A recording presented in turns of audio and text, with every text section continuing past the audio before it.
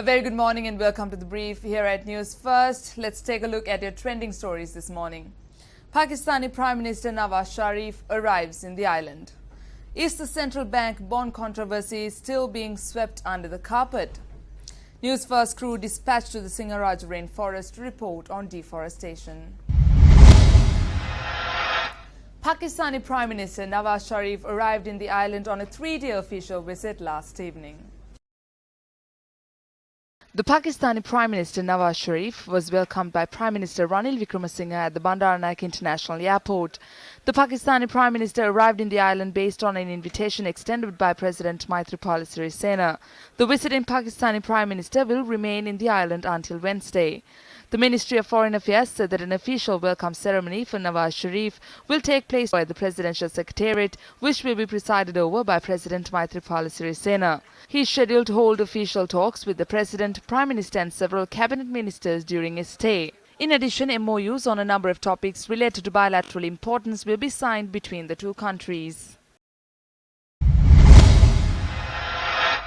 The alleged central bank bond scam was a major topic of discussion throughout the year in 2015. What happened in this controversial transaction? Have we forgotten?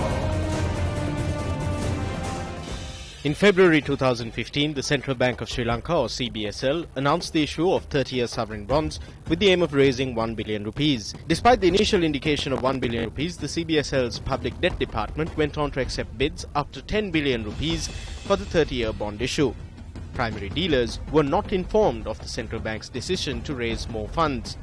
However, allegations were raised that Perpetual Treasuries Limited, a company said to be owned by Arjun Aloysius, the son-in-law of the governor of the central bank, was privy to this information.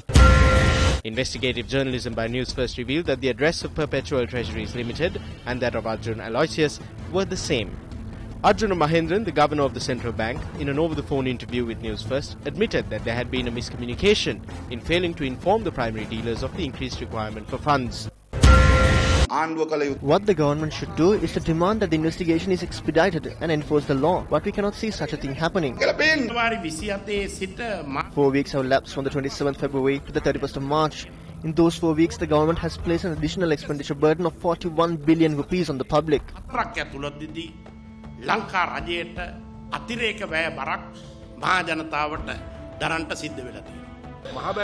When the trust placed in the central bank is broken, the entire banking system deteriorates. While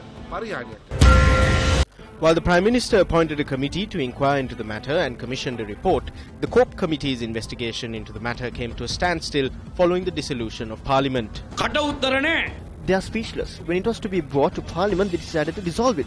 Is this ethical? And on the other hand, the court has dismissed a case which was against the governor. So can I ask a man to go on that basis? Will you ask anyone to go from your firm? If that's the basis.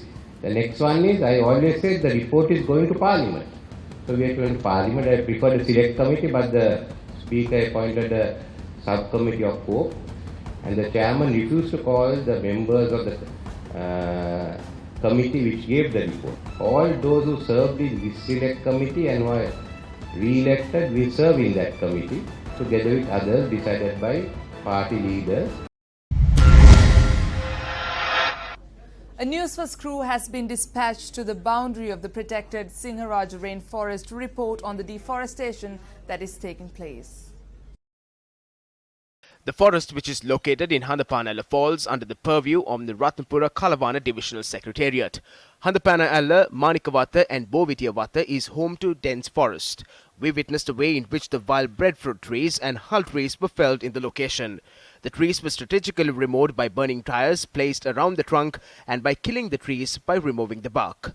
The Singaraja forest, which is known to be the largest rainforest in the wet zone of the country, is a national and world heritage site. However, Newsfirst learned yesterday that relevant authorities were unaware of the felling of the trees in the fringes of the Singaraja forest.